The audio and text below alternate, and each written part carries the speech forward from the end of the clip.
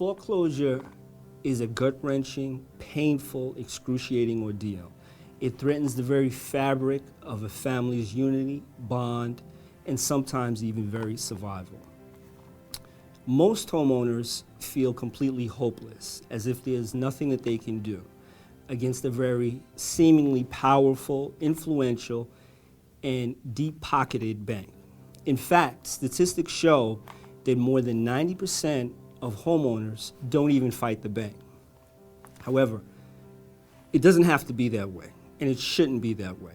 There are many legal options and remedies available to homeowners that, if exercised and utilized properly, could prevent the foreclosure and save their home.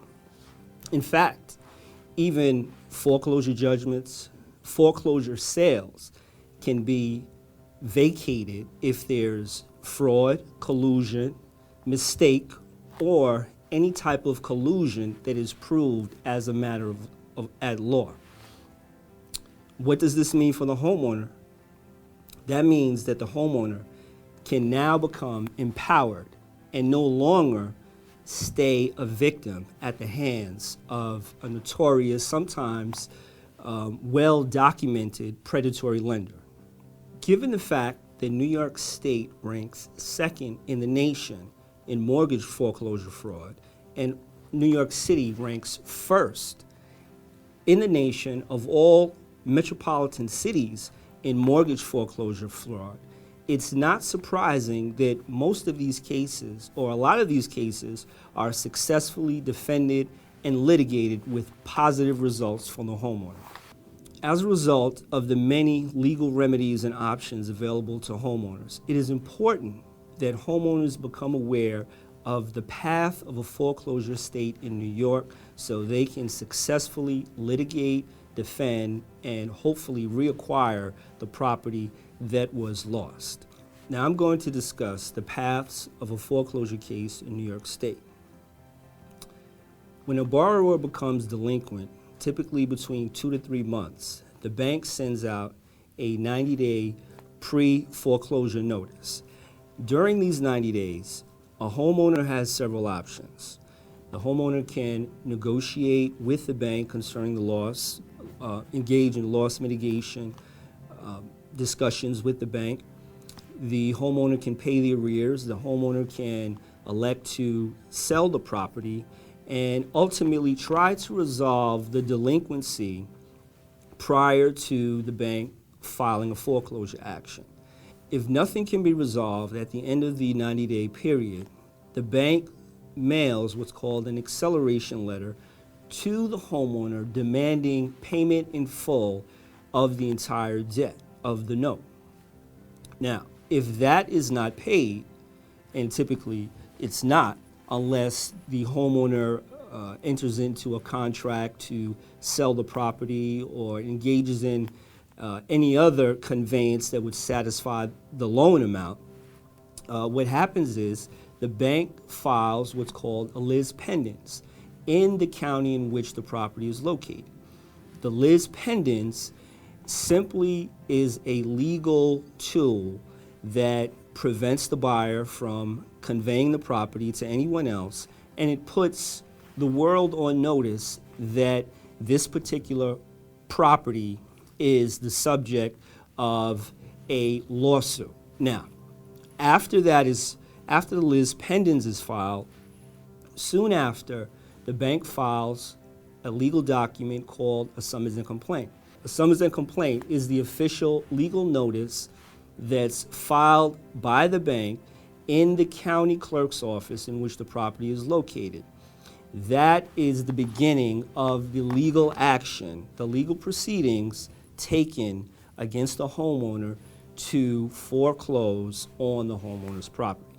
After the summons and complaint is filed, the homeowner must be served notice that the action to foreclose on their property is pending in court.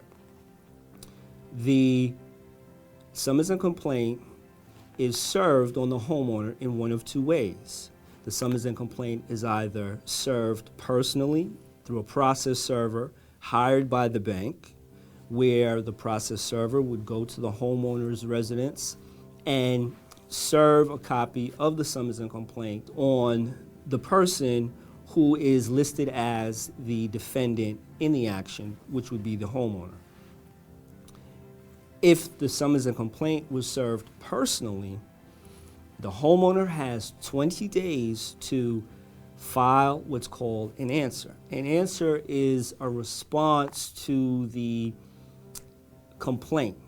And in the answer, the homeowner can raise the legal defenses, counterclaims, and any other issues that are relevant concerning the foreclosure action.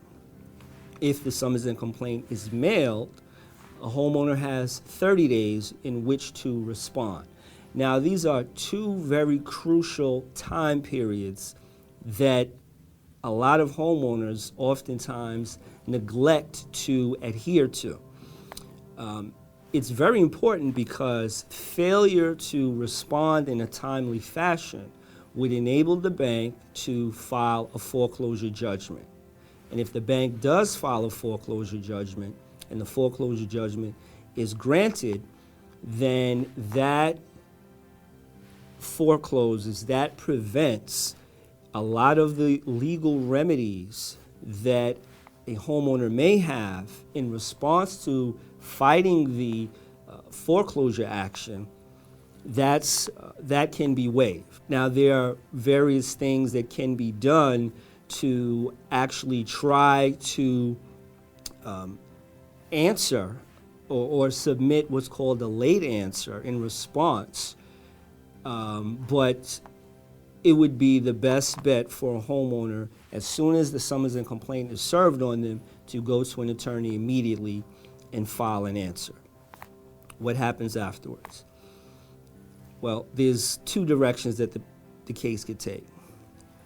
If a homeowner files an answer timely, or if a homeowner files an answer that, albeit late, the court allows a homeowner to submit an answer via what's through a motion to compel the bank's attorney to accept a late answer. And typically the courts are receptive to homeowners filing late answers, filing and serving late answers. And actually, quite oftentimes, the bank does mandate that quite often the courts mandate that the courts accept the late submission of an answer if there is a reasonable excuse for the delay and if the homeowner has a meritorious defense. So again, it's not an insurmountable obstacle if the bank raises the issue that they're rejecting your answer because it was filed untimely. The courts are receptive to the arguments that the homeowner has a justifiable excuse for the delay. So, if the answer is served timely or untimely, but it is accepted, or the court has mandated that the bank's attorney accept the late answer, the case gets sent to what's called a foreclosure settlement conference part. There is an emphasis on trying to modify the homeowner's loan.